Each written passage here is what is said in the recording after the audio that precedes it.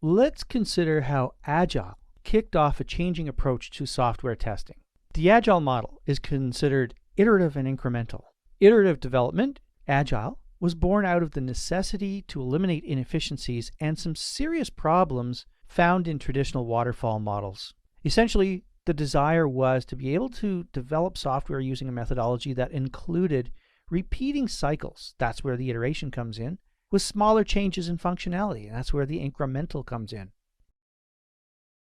Agile essentially allowed developers to leverage what was learned during prior development activities, and it's significant to understand further that learning occurs not only from the development side of things, but also from the use of the system. The growing adoption of the Agile model resulted in some important changes in development, testing, and release practices.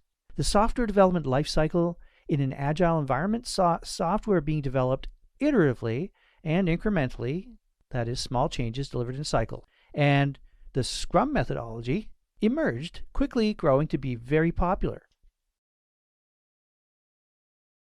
Testers were included as part of the development team. Meanwhile, as an activity, testing was being performed in parallel or concurrently with software development, rather than like in traditional waterfall, where there's a testing phase at the tail end of the software development lifecycle. Testing evolved into a shared responsibility, and quality was now the domain of the development team. Agile united development and testing, enabling faster delivery.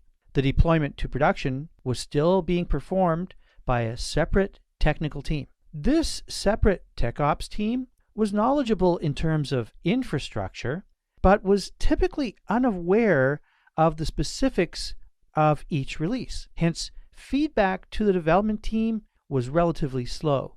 This all paved the way for DevOps as a natural progression and optimization exercise, and culminated in fusing together development, which now included testers, and operations. So development, operations, DevOps.